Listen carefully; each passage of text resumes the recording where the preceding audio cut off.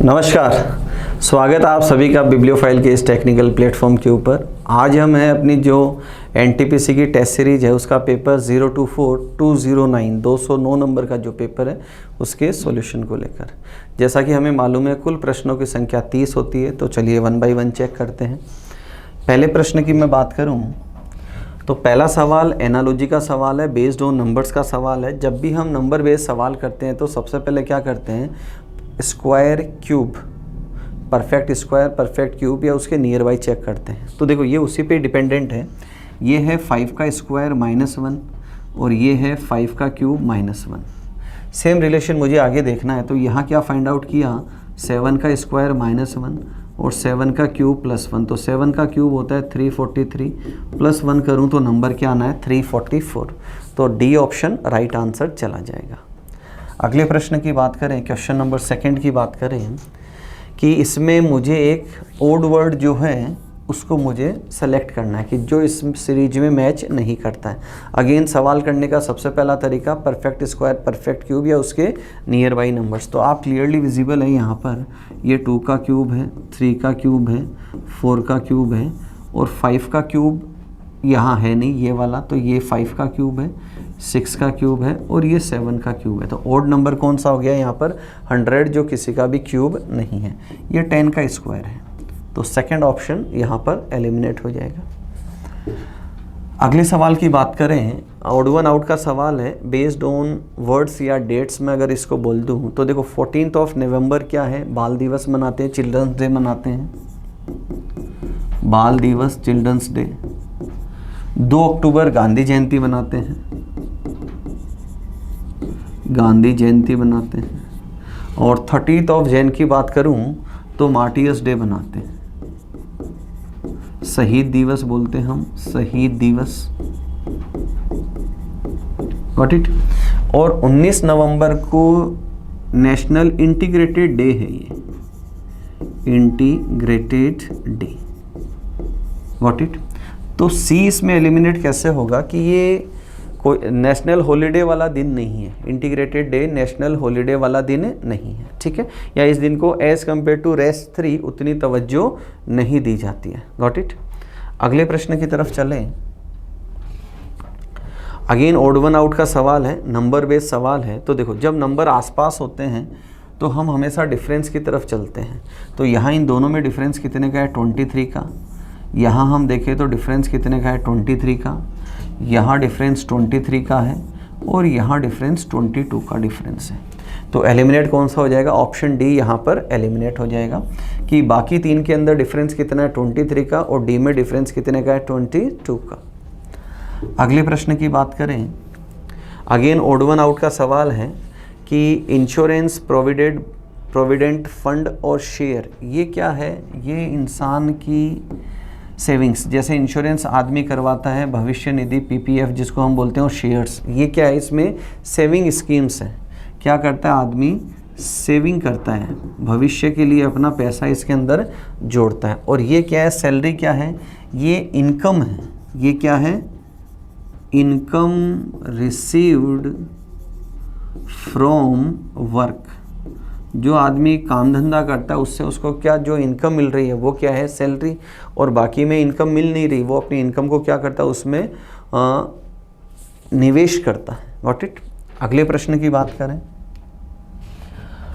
Embedded figure का सवाल है और मुझे बताना है कि ये जो आकृति है ये कौन से फिगर के अंदर है। तो देखो सबसे पहले स्लेंटिंग लाइन की तरफ चलूँ, ये स्लेंटिंग लाइन, उसके बाद ऊपर की तरफ चलूँ, अगेन एंड अगेन। तो क्लियरली विजिबल है कि जो मेरे से पूछा है वो कहाँ अवेलेबल है, फर्स्ट ऑप्शन के अंदर अवेलेबल है।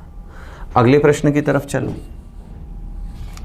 क्वेश्चन नंबर 7 की बात करें कि ब्लड रिलेशन का सवाल है और इसने कहा है रोबिन और राहुल भाई है। तो स्ट्रक्चर बनाते हैं यहाँ पर, ये राहुल है और ये रोबिन है, ये दोनों भाई हैं। फिर दे रखा है प्रमोद रोबिन का पिता है, यहाँ लिखा हमने प्रमोद, प्रमोद क्या है, रोबिन का पिता है। शीला प्रमोद की बहन है, ये प्रमोद और इसकी बहन कौन है, शीला, शीला इसकी बहन है। प्रेमा प्रमोद की, प्रेमा प्रमोद की भतीजी भांजी है, तो ये प्रमोद है। और प्रमोद की भतीजी या भांजी मतलब नीस, नीस फिलहाल इसकी बहन दिखाई दे रही है, तो यहाँ कौन आ जाए, प्रेमा। Got it. फिर आगे दे रखा है शोभा शीला की पोती ऑब्लिक दोहिती है, ये शीला है। और शीला का यहाँ बेटी दे रखी है, इसका बेटा तो दे नहीं रखा, तो यहाँ शोभा आ जाए। और शोभा क्या है, शीला की पोती ऑब्लिक दोहिती है। अब इसने पूछा है राहुल का शोभा से, ये राहुल है और ये शोभा है, तो राहुल का शोभा से क्या संबंध है। तो देखो ये शोभा की कौन है, मम्मी, और ये मम्मी के कौन है, कज़िन, ये मम्मी के कौन है, कज़िन। तो मम्मी के जो कज़िन है और मेल कज़िन है, कज़िन कैसा है, मेल कज़िन, तो मम्मी के जो मेल कज़िन है उनको हम क्या बोल सकते हैं, अंकल, उनको क्या हम बोल सकते हैं, अंकल। तो थर्ड ऑप्शन क्या होगा यहाँ पर, राइट आंसर निकल जाएगा। Got it. अगले सवाल की तरफ चलते हैं। मिसिंग नंबर का सवाल है। देखो जब भी इस डिज़ाइन वाले हम सवाल करते हैं तो हमने क्या सीखा है कि जो आमने सामने के नंबर्स हैं, मतलब 1, 5 और 3, 6, इनका हम पेयर बनाते हैं और पेयर में 5 चीज़ों को फॉलो करते हैं। पहला होता है एडिशन, सब्ट्रैक्शन, मल्टीप्लिकेशन, डिवीज़न और स्क्वायर। मैं 1 बाई 1 चलता हूँ। पहले अगर मैं 1 और 5 को ऐड करूँ तो 6, और उधर 3 और 6 को ऐड करूँ तो कितना हुआ, 9, और 6 और 9 से मुझे क्या बनाना है, 12 है, जो कि पॉसिबल नहीं है। तो पहला तरीका मेरा गलत हो गया। सेकंड हम करते हैं डिफरेंस, तो 5 और 1 का डिफरेंस कितना है, 4, और 6 और 3 का डिफरेंस कितना है, 3। अब दोनों से क्या बनाना है, 12, तो दोनों को आपस में गुणा कर दूँ तो क्या बन जाएगा, 12। तो ये मेरा कारगर है इसके अंदर। इसी को आगे फॉलो करते हैं कि सबसे पहले मैं क्या करूँ, डिफरेंस लूँ, तो 7 - 3 कितना हुआ, 4, और 8 - 3 कितना हुआ, 5, और दोनों को गुणा कर दूंगा तो नंबर कितना आ जाएगा, 20। आगे फॉलो करें तो देखो 7 और 2 का डिफरेंस कितना है, 5, और 6 और 3 का डिफरेंस कितना है, 3, और 5 3 जा कितना हो जाए, 15। तो सेकंड ऑप्शन मेरा यहाँ पर राइट आंसर निकल जाएगा। अगले प्रश्न की तरफ चलें। क्वेश्चन नंबर 9 की बात करें, एनालॉजी का सवाल है, वर्ड बेस्ड सवाल है। तो देखो इसने क्या दिया है, पहले 2 शब्द है भय और धमकी, मतलब किसी को थ्रेट कॉल हो तो उसको क्या लगता है, डर लगता है। धमकी देने पर आदमी को क्या लगता है, डर लगता है। तो आदमी को गुस्सा कब आता है, एक दे रखा है कंपल्शन, बाध्यता, फोर्स किया जाए किसी चीज़ के लिए, पैनिक किया जाए, बल लगाया जाए, या उकसाया जाए, प्रोवोकेशन। तो जब आदमी को उकसाया जाए तो उकसाने पे आदमी को क्या आएगा, गुस्सा आएगा। आदमी को गुस्सा कब आएगा, उकसाने पे। तो ऑप्शन थर्ड क्या चला जाएगा, यहाँ पर राइट आंसर चला जाएगा। अगले सवाल की तरफ चलते हैं। नेक्स्ट क्वेश्चन है, एक सीरीज दे रखी है और पूछा है क्वेश्चन मार्क की जगह क्या आएगा। अब इसमें रिलेशन देखो, सबसे पहले अगेन हम क्या करते हैं, जब भी नंबर्स की बात करते हैं तो हमेशा स्क्वायर क्यूब उसके आसपास ही डोलना है हमें। तो 125 को हम देखें तो वैसे तो 5 का क्यूब है, बट आगे वाले जो नंबर्स है वो क्यूब की फॉर्म में नहीं है। तो देखो यहाँ क्या किया है, इसको स्प्लिट किया, जैसे इसको बनाया है कि 5 का स्क्वायर कितना होता है, 25, और उसको क्या किया है, इंटू 5 किया है। इसको क्या लिया है, 4 का स्क्वायर कितना होता है, 16, और गुणा 5 किया है। फिर आगे है 3 का स्क्वायर 9 इंटू 5 किया है, फिर 2 का स्क्वायर और इंटू 5 किया है। तो जो स्क्वायर है वो डिसेंडिंग ऑर्डर के अंदर, देखो यहाँ 5 का स्क्वायर, 4, 3, 2, तो आगे क्या आएगा, 1 का स्क्वायर इंटू 5 करूँगा तो वैल्यू क्या आ जाएगी मेरी, 5। तो फर्स्ट ऑप्शन मेरा यहाँ पर राइट आंसर निकल जाएगा। अगले सवाल की बात करें, क्वेश्चन नंबर 11 की बात करें, ऑड वन आउट का सवाल है, वर्ड बेस्ड सवाल है। कैप सिर के ऊपर, टर्बन पगड़ी अगेन सिर के ऊपर, हेलमेट अगेन सिर के ऊपर, और वेल जो है, बुरखा जो है वो पूरी बॉडी के ऊपर हम धारण करते हैं। तो ऑप्शन डी क्या होगा, यहाँ पर एलिमिनेट हो जाएगा। अगले सवाल की बात करें, odd one out based on numbers का सवाल है। ग्रुप बना रखे हैं 45, 30, 20, 10 और 30, 20, 15, 10। देखो नंबर आसपास होते हैं तो पहला तरीका तो क्या होता है, पहला तरीका होता है कि डिफरेंस निकालें। पहला तरीका क्या होता है, डिफरेंस। देखो अब डिफरेंस की बात करूँ तो यहाँ डिफरेंस कितना है, 15 का, यहाँ डिफरेंस कितना है, 10 का, यहाँ डिफरेंस कितना है, 10 का, और यहाँ डिफरेंस कितना है, 5 का। तो डिफरेंस के बेसिस के ऊपर तो सवाल बन नहीं रहा, तो इसको तो मैं क्या कर देता हूँ, एलिमिनेट। प्रोसेस की हम बात करें, या हम क्या देखते हैं, जो दो नंबर आते हैं उसमें एक डिविजिबल नंबर होता है और एक नंबर प्राइम नंबर्स होता है, तो ऐसा भी कुछ रिलेशन नहीं है। अब देखो आगे क्या किया है, मैं 30 से 45 बनाऊँ तो क्या करूँ, मैं 30 का 1.5 गुना कर दूँ, 30 का क्या कर दूँ, 1.5 गुना। Got it. सेम वे अगर मैं 20 से 30 बनाऊँ तो 20 का क्या कर दूँ, मैं 1.5 गुना कर दूँ, वो भी क्या होगा, 30। और यहाँ मैं 10 से अगर 15 बनाऊँ तो क्या करूँ, 10 का मैं 1.5 गुना कर दूँ, तो मेरा नंबर क्या बन जाएगा, 15। और यहाँ देखो ये 1.5 गुना नहीं है, ये क्या है, इसका 2 गुना है। Got it. तो थर्ड ऑप्शन क्या होगा, यहाँ पर राइट आंसर निकल जाएगा। अगले प्रश्न की बात करें, अगला सवाल कैलेंडर का दे रखा है और कहा है if the 23rd of month is a Sunday, यदि किसी माह की 23वीं तारीख को रविवार है, मतलब 23rd को क्या है, संडे है, तो 2 सप्ताह और 4 दिन पहले, तो देखो 2 सप्ताह अगर मैं डिफरेंस वीक में लूँ तो उसका कोई फ़र्क नहीं पड़ता है। फॉर एग्जांपल जब आज मैं आपको पेपर सॉल्यूशन करवा रहा हूँ, आज शनिवार है, सैटरडे है, अब मैं आपसे पूछूं एक वीक पहले क्या था, तो नॉर्मल सी बात है शनिवार था, एक वीक बाद भी क्या होगा, शनिवार होगा। तो अगर डिफरेंस वीक्स की फॉर्म में हो, 1 सप्ताह, 2 सप्ताह, 3 सप्ताह, कोई फ़र्क पड़ने वाला नहीं है। तो मुझे फोकस किस पे करना है, 4 दिन पहले। 4 दिन पहले का मतलब मुझे -4 करना है, तो संडे में -4 करूं तो मेरा आंसर क्या आ जाएगा, वेंसडे आ जाएगा। Got it. तो थर्ड ऑप्शन क्या होगा, यहाँ पर राइट आंसर निकल जाएगा। अगले प्रश्न की बात करें, अगला सवाल है कि मुझे जो साइन दे रखे हैं उनकी जो लेटर्स दे रखे हैं उनकी जगह मुझे क्या करना है, साइन पुट करते हुए चलना है। और मेरे से पूछा है कि विच वन इज़ करेक्ट, कौन सी इक्वेशन सही है, ये मेरे से पूछा गया है। Got it. तो 1 बाई 1 इनको चेक करते हैं। देखो यहाँ क्या है, डिवीज़न है सी की जगह, ए की जगह एडिशन दे रखा है, बी की जगह माइनस दे रखा है और जी की जगह इक्वल दे रखा है। तो जो लेफ़्ट वाली वैल्यू है उसका मान मुझे क्या चाहिए, 9। तो देखो यहाँ 18 डिवाइडेड बाई 2 तो कितना आया, 9, और 9 + 4 किया तो कितना आया, 13, और 13 माइनस में 6 करूँ तो वैल्यू तो कितना आती है, 7। तो पहली इक्वेशन क्या हो गई, यहाँ पर गलत हो गई। अगली इक्वेशन की तरफ चलते हैं। डी का मतलब है मल्टीप्लाई करना, बी का मतलब है घटाना, ए का मतलब है जोड़ना, सी का मतलब है डिवीजन और एफ का मतलब है ग्रेटर देन। Got it. तो सबसे पहले मैं क्या करूं, ये वाली जो वैल्यू 4 डिवाइडेड बाई 2, तो ये वैल्यू कितना है, 2, और ये कितना है, 6 × 4 कितना हुआ, 24। तो 24 - 12 + 2, ये मेरी वैल्यू आई। अब यहाँ देखो 24 और 2 कितना हुआ, 26, और 26 में से मैं 12 माइनस कर दूँ तो मेरा नंबर कितना है, 14। अब ये बोल रहा है 14 इज़ ग्रेटर देन 18, तो ये तो क्या है, सरासर गलत बात है। तो सेकंड ऑप्शन क्या हो गया, गलत ही होगा। नेक्स्ट अगर मैं सोल्व करूँ तो देखो सी का मतलब क्या दे रखा है, यहाँ पर डिवीजन दे रखा है, और डी का मतलब है मल्टीप्लिकेशन, बी का मतलब है घटाना, और ए का मतलब है लेसर देन। तो देखो सबसे पहले हमने क्या किया, 10 में 2 का भाग लगाया तो नंबर कितना आया, 5, और 5 को 4 से गुणा किया तो कितना आया, 20। अब 20 - 6 तो कितना आया, 14, और ये बोल रहा है 14 इज़ लेसर देन 12। तो थर्ड ऑप्शन भी क्या है, यहाँ पर गलत है। एग्जाम पॉइंट ऑफ व्यू की बात करें, फोर्थ ऑप्शन को चेक करने की ज़रूरत नहीं है, क्योंकि जब 3 गलत हो गए तो चौथा खुद ब खुद सही जाना है। यहाँ अगर हम चेक करें तो देखो ए का मतलब है एडिशन, बी का मतलब है सब्ट्रैक्शन, सी का मतलब है डिवीजन, और जी का मतलब है इक्वल्स टू। इसका मतलब क्या है, इक्वल्स टू। तो देखो अगर मैं बात करूं कि यहाँ 9 दे रखा है और ए, बी और सी का मतलब डिवीजन, तो 4 में 2 का भाग लगाऊं तो कितना आ जाए, 2।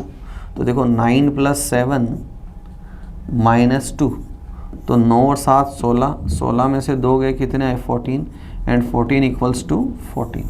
तो डी ऑप्शन क्या है, यहाँ पर परफेक्ट आंसर निकल जाएगा। अगले प्रश्न की बात करते हैं। अगला 50 नंबर का क्वेश्चन है, एक ब्लड रिलेशन का सवाल है अगेन मेरे पास, और इसमें बोला है ए और बी बच्चे हैं सी के, A and B are the young ones of C. ये सी और सी के बच्चे कौन है, ए और बी। अभी मेल और फीमेल का मालूम नहीं है कि कौन मेल है और कौन फीमेल है। Got it. आगे दे रखा है कि if C is the mother of B, if C is the mother of B, अगर सी बी की मम्मी है, but A is not the daughter of C, लेकिन ए सी की बेटी नहीं है, तो बेटी नहीं है तो क्या हो जाए, बेटा हो जाए। Then what is the relationship between C and A, तो सी और ए के बीच में, बिटवीन में का मतलब क्या होता है दोस्तों, आपस में। तो दोनों में आपस में क्या संबंध है, क्लियरली विजिबल है कि माता और पुत्र का संबंध है, किसका है, मदर एंड सन। तो थर्ड ऑप्शन क्या होगा हमारा यहाँ पर राइट आंसर निकल जाएगा। अगले सवाल की बात करते हैं, क्वेश्चन नंबर 16 की बात करते हैं। इसमें दे रखा है एम्प्लॉयर्स, डॉक्टर्स और वुमन, नियोक्ता, डॉक्टर और महिला। तो देखो एम्प्लॉयर्स अपॉइंट करने वाला एंड डॉक्टर्स समार का रिलेशन जाता है, employers and woman again relation किसका है, समार का है, डॉक्टर और महिला अगेन रिलेशन कैसा है, समार का। तो समार में मेरे लिए थर्ड ऑप्शन क्या होगा, इसका परफेक्ट आंसर हो जाएगा। ठीक है, अगले सवाल की बात करें, क्वेश्चन नंबर 17 की बात करते हैं। हमसे पूछा है इसमें कितने डायगोनल हैं, कितने डायगोनल है ये हमसे पूछा गया। तो देखो मैं इसको डायग्राम को तोड़ते हुए चलता हूँ, फिर हम कैलकुलेट करते हैं कि इसमें कितने डायगोनल्स हैं। देखो सबसे पहले मैंने ये सेंटर वाली फ़ोटो ली, ये वाला, तो इसमें देखो एक डायगोनल तो ये है और दूसरा डायगोनल ये है, तो डायगोनल्स की संख्या कितनी है मेरे पास, 2। आगे जो ये ऊपर वाला हिस्सा है, देखो ये वाला हिस्सा, इसके वो मैं ब्रेक डाउन करता हूँ तो आप इसमें क्लियरली देखिएगा, एक फ़ोटो मैंने ये बनाई यहाँ पर, ये एक स्ट्रक्चर बनाया है, ठीक है, ये आप यहाँ देख पा रहे हैं ऐसा ये स्ट्रक्चर। इसमें देखो एक तो यहाँ दे रखा है और एक यहाँ ऐसा दे रखा है, तो ये भी दो क्या हो जाएंगे, इसके अंदर डायगोनल हो जाएंगे। ठीक है, एक डायगोनल ये है और एक डायगोनल ये है। देखो अभी पहले वाले में हमने क्या किया था, इसको कंप्लीट लिया था, बट अभी क्या आ रहा है, ये सिर्फ इसका एक हिस्सा आ रहा है, ये वाला हिस्सा, आधा हिस्सा आ रहा है। तो अगेन कितने डायगोनल हो गए मेरे पास, 2 डायगोनल। अब यही ऐसा स्ट्रक्चर आपको लेफ्ट में दे रखा है, देखो ये वाला स्ट्रक्चर यहाँ आप क्लियरली विजिबल है, तो इसमें भी 2 है, एक ये वाला और एक ये वाला। देखो मैं इसको बाहर ले लेता हूँ, स्ट्रक्चर हमने ऐसे ड्रॉ कर रखा है और देखो ये वाला स्ट्रक्चर है, स्लेंटिंग है थोड़ा और ये आगे तक है, ऐसे स्ट्रक्चर है हमारे पास। और ये देखो इसमें भी 2 डायगोनल है मेरे पास, ये वाला स्ट्रक्चर लिया है मैंने, आप देख सकते हैं ये वाला, यहाँ ये और ये, एक डायगोनल ये है और एक डायगोनल, तो यहाँ भी मेरे पास कितने डायगोनल हो गए, 2 डायगोनल मेरे पास यहाँ पर हो गए। Got it. आगे अगर मैं बढ़ूँ इसमें तो आप देखिएगा कि मैं डाउनवर्ड अगेन से लेता हूँ स्ट्रक्चर, देखना ये स्ट्रक्चर लिया मैंने 1 and 2, गॉट इट। देखिए आप यहाँ और यहाँ ये स्ट्रक्चर मैं एक लेता हूँ, इसमें आप देखिए कि ये स्ट्रक्चर आपको ऐसे दिखाई दे रहा है, एक डायगोनल ये वाला, देखो एक डायगोनल दिखाई दे रहा है। और सेम अगर आप इसके बगल वाला लेते हैं, ये वाला स्ट्रक्चर 1 2 3 and 4, ये स्ट्रक्चर आप लेते हैं। देखो लेफ़्ट वाला जो ये स्ट्रक्चर है, ये वाला स्ट्रक्चर है, ये वाला, इसमें मुझे डायगोनल कितना मिला, एक, ये वाला एक डायगोनल मिला। और इसके बगल में जो है यहाँ मुझे देखो डायगोनल कितने मिले, 1 और 2, ये वाला, तो यहाँ मुझे कितने डायगोनल मिले, 2। मैं यहाँ ड्रॉ करता हूँ इसको बाहर की तरफ, 1 and 2, यहाँ डायगोनल मुझे कितने मिले, 2। तो अभी तक मेरे टोटल डायगोनल कितने हो चुके हैं, 2 2 4 2 6 2 8 और 1 9 डायगोनल मेरे पास आ चुके हैं। अब आप देखें कि अगर आप ये वाला स्ट्रक्चर लेते हैं, ये वाला स्ट्रक्चर, ये अभी तक हमने लिया नहीं है, ये वाला स्ट्रक्चर, गॉट इट। तो इस स्ट्रक्चर में हमें 2 डायगोनल मिलेंगे, एक डायगोनल ये है मेरे पास और एक डायगोनल ये है, तो 9 और 2 कितने हो गए, 11। अब सेम ऐसा ही डायगोनल आप देखें स्ट्रक्चर यहाँ दिखाई देगा आपको 1 2 3 and 4, 1 2 3 and 4, 1 and 2, 2 डायगोनल यहाँ भी आपको दे रखे हैं, तो 13 हो गए। बट मैक्सिमम वैल्यू मेरे पास क्या है, 12 है, तो यहाँ आंसर जो बी है वो क्या होगा, इसका राइट आंसर चला जाएगा। अगले सवाल की तरफ चलते हैं। 18 नंबर का सवाल है, फोल्डिंग का सवाल है, गॉट इट। देखो सबसे पहले क्या होगा, ये इस पूरे जो पेपर का ये जो 8वां हिस्सा है, देखो ये कौन सा हिस्सा है, 8वां हिस्सा जो है, ये जब इस तरफ आएगा तो आप देखिएगा कि ये वाला हिस्सा जो है, जो इस एंड के ऊपर है, जब ये खुल के जाएगा तो वापस से किधर जाएगा, दोनों तरफ जाना है ये हिस्सा। ये जब इधर आएगा तो ये जो स्ट्रक्चर है ये बेस में 2 टाइम्स आएगा। तो देखो बेस में 2 टाइम्स आप देखें डी के अंदर अवेलेबल है, सी के अंदर नहीं है, बी के अंदर अवेलेबल नहीं है, ए के अंदर बिल्कुल अवेलेबल है। ठीक है, अब इसकी डायरेक्शन क्या होगी, डायरेक्शन अपोजिट होगी। देखो ये इस तरफ स्लेंटिंग है, देखो ये स्लेंटिंग इस तरफ है, तो ये वाला इसके अपोजिट आना है, ये वाला इसके अपोजिट आना है। Got it. और उसके बाद अगर आप आगे देखें तो देखो ये सारे फेजेस जो हैं, देखो आप देख सकते हैं ये वाला स्ट्रक्चर और ये वाला स्ट्रक्चर बिल्कुल कैसा है, सेम स्ट्रक्चर है, इसकी वाइस वर्सा है। ठीक है, और ये स्ट्रक्चर और ये स्ट्रक्चर इसकी वाइस वर्सा नहीं है। क्लियर है। देखो ये स्लैंटिंग जो लाइन है इस तरफ जो है ये नॉर्थ वेस्ट है और ये किधर है, नॉर्थ ईस्ट की तरफ है, ये इसकी वाइस वर्सा दे रखी है, जबकि यहाँ पर कोई भी स्ट्रक्चर ऐसा नहीं दे रखा। तो मैं फर्स्ट ऑप्शन को क्या कर दूंगा, एलिमिनेट कर दूंगा और डी ऑप्शन को क्या दूंगा, यहाँ पर प्रायोरिटी देते हुए चलूँगा। Got it. तो डी ऑप्शन क्या होगा मेरा राइट आंसर। सेम आप देख सकते हैं ये दोनों और ये दोनों, ये भी क्या है, एक दूसरे की कॉपी है, जबकि यहाँ ये नहीं दे रखे। देखो ये डायरेक्शन देखो, गॉट इट, ये डायरेक्शन का इसमें थोड़ा सा कीन ऑब्जर्वेशन करने की ज़रूरत है। तो डी ऑप्शन क्या होगा, यहाँ पर राइट आंसर चला जाएगा। अगले प्रश्न की बात करें, मैट्रिक्स का सवाल है। जब भी हम मैट्रिक्स का सवाल करते हैं तो देखो एक तो हमें ये देखना है कि पेन के लिए समूह बताना है।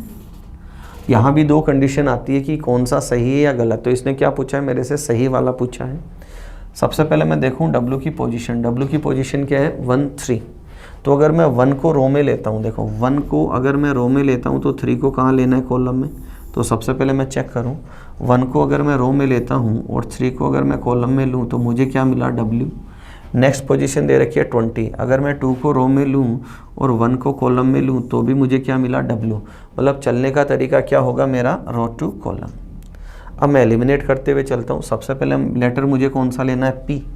अब P की पोजीशन है 12 है, 12 में 1 और 2, देखो 1 एंड 2 तो कौन मिला, P। फिर सेकंड क्या दे रखा है मुझे, 43। 43 के ऊपर मैं चेक करूं, 4 को लिया मैंने रो में और कॉलम में लिया 3, तो 43 पे भी कौन मिलता है, P मिला। तो थर्ड भी सही जाएगा। फिर उधर फोर्थ में जाऊं तो 31, तो 3 रो के अंदर और 1 कॉलम के अंदर, तो 31 के भी अंदर कौन मिला मुझे, P मिला। तो चारों ऑप्शन लेटर P के लिए सही है। सेकंड अगर मैं बात करूं, लेटर A की बात करूं तो A को मैं चेक करूं तो देखो 86 की बात करूं सबसे पहले, तो ये A 8 और ये 6, 86 पे कौन मिला, A मिला।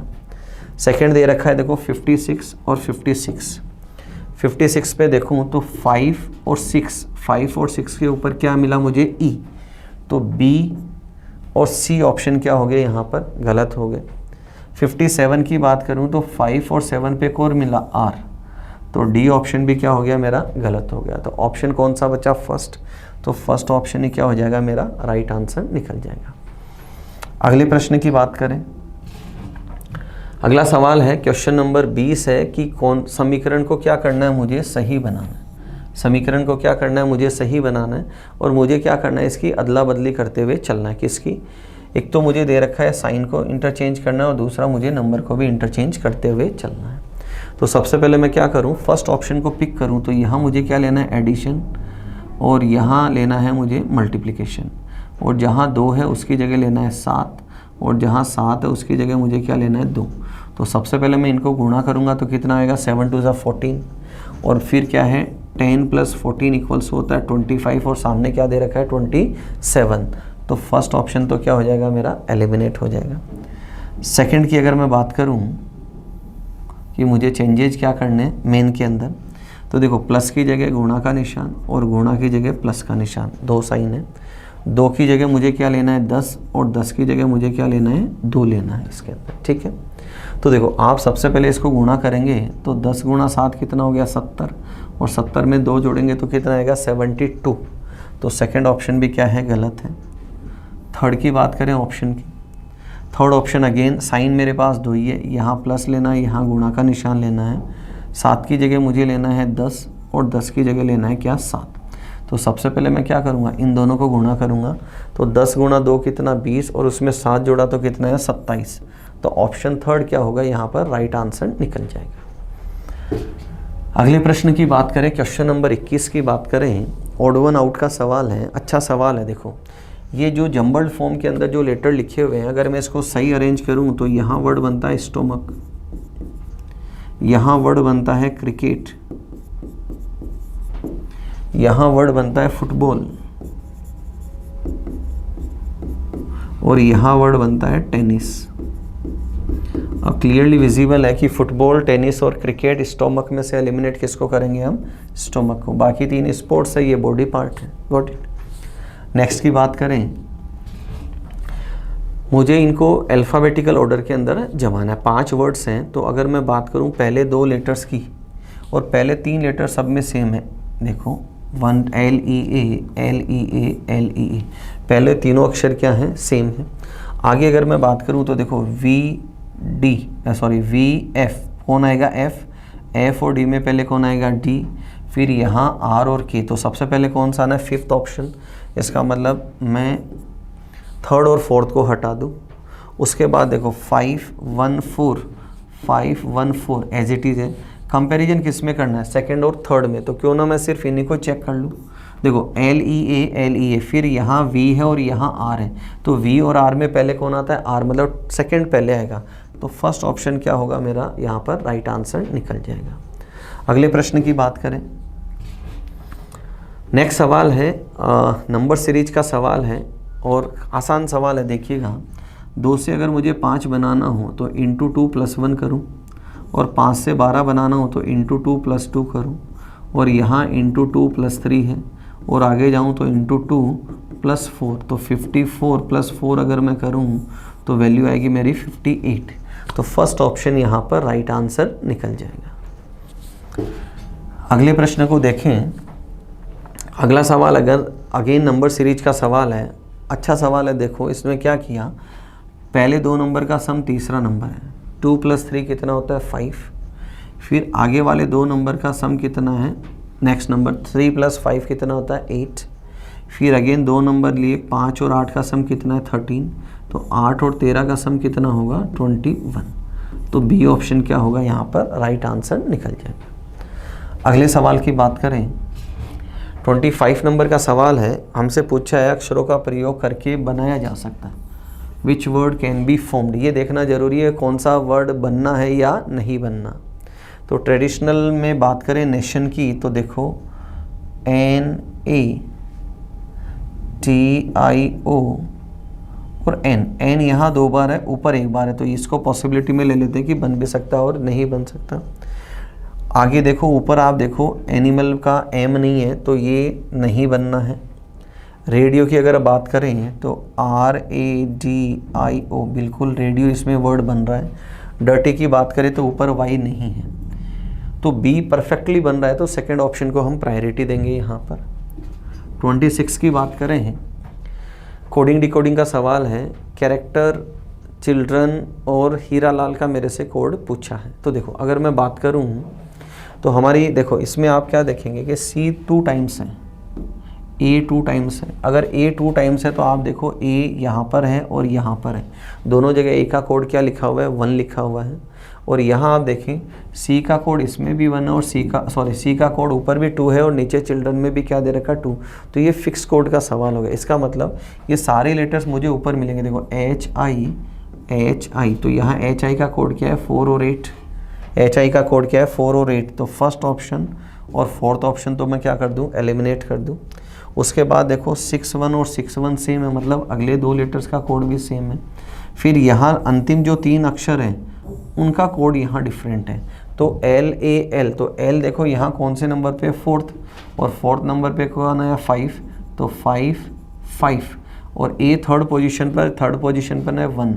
तो यहाँ अंतिम 3 अक्षरों का कोड क्या आएगा 515। तो C ऑप्शन क्या होगा यहाँ पर राइट आंसर। ये जो समय बचाने का तरीका मैं बता रहा हूँ, इसको फोकस करके चलना है आपको। अगले सवाल की बात करें 27 की, कोडिंग डिकोडिंग का सवाल है। 482 कोड है, लाइफ इज़ ब्यूटीफुल। 875 है, gold is costly, ornaments are beautiful. तो मेरे से लाइफ का कोड पूछा है। तो जब भी ऐसे सवाल हो सबसे पहले हम क्या चेक करते हैं कि जिस वर्ड का कोड पूछा है वो है कहाँ। तो वो फर्स्ट लाइन में देखो आप, यहाँ है life is beautiful, gold is costly, ornaments are beautiful. तो मेरा कोड इन्हीं तीनों नंबर्स में से आएगा 481। अब मैं इनको आगे क्या करता हूँ, बाकी जो दो है उससे कंपेयर करता हूँ। देखो इन दोनों से अगर मैं कंपेयर करूँ तो देखो 8 8 एलिमिनेट है और 2 भी क्या है, एलिमिनेट। तो बचा हुआ कौन सा है, 4। तो थर्ड ऑप्शन 4 इसका क्या हो जाएगा, लाइफ वर्ड का कोड हो जाएगा यहाँ पर। 28 की बात करें तो 28 है, एनालिटिकल रीजनिंग का सवाल है। इसने बोला है कि सभी प्रोफेसर विद्वान हैं और विद्वान लोग सज्जन होते हैं। सभी प्रोफेसर यहाँ दे रखा है, all professors are learned people are always gentle. और विद्वान लोग हमेशा क्या होते हैं, सज्जन।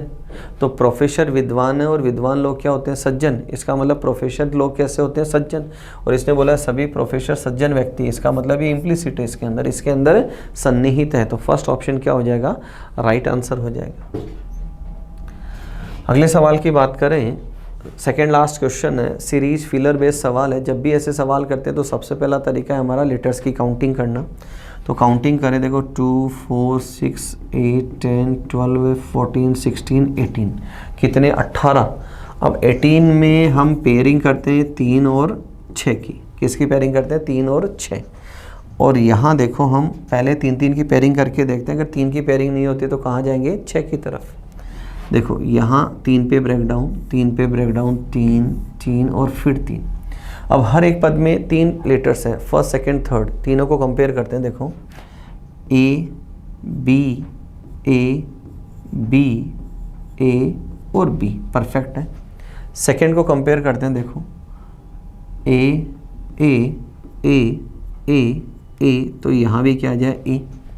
अब थर्ड को कंपेयर करते हैं तो देखो थर्ड में हमने देखा कि यहाँ देखो बी ए ऑल्टरनेट है, बी ए, तो राइट से चलो ए बी ए, और यहाँ अपने आप क्या दे रखा है, बी दे रखा है।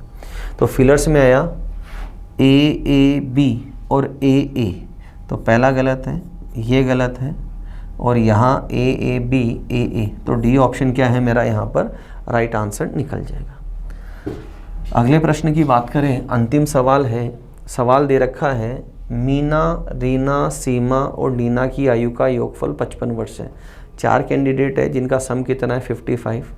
आगे दे रखा है रीमा, सीमा नीना से 10 वर्ष छोटी है। सीमा जो है, एस फॉर सीमा, ये नीना -10, इसकी कितना एज है, नीना -10। आगे दे रखा है और आता है फर्स्ट पर्सन कौन है, सीमा। और सीमा रीना से 5 वर्ष बड़ी है। सीमा जो है वो रीना से 5 वर्ष बड़ी है। ये इक्वेशन क्या ड्रॉ की मैंने, सेकंड। आगे इसने कहा रीना मीना से 5 वर्ष बड़ी है। रीना मीना से 5 वर्ष बड़ी है, एक इक्वेशन ये बनाई। और हमसे पूछा है कि नीना की आयु क्या है। तो सबसे पहले क्या करता हूँ मैं, इन दोनों को कंसिडर करता हूँ, ठीक है। तो इन दोनों से मैंने क्या इक्वेशन बनाई, सीमा की आयु कितना होगी, रीना, और रीना की आयु कितना है, मीना +5 + 5, मीना +5 + 5। तो सीमा की कितना बनी, m + 10। एक मैंने नई इक्वेशन बना ली, फोर्थ। अब मैं फर्स्ट और फोर्थ को कंपेयर करता हूँ। किसको कंपेयर करूँ, फर्स्ट और फोर्थ को कंपेयर करूँ। और मैं आयु किसकी लेता हूँ, नीना की। तो यहाँ मैंने क्या लिया, तो देखो ये -10 इस तरफ जाएगा, तो क्या हो जाएगा, ये -10 इस तरफ आएगा, तो ये वैल्यू क्या बनेगी, s + 10।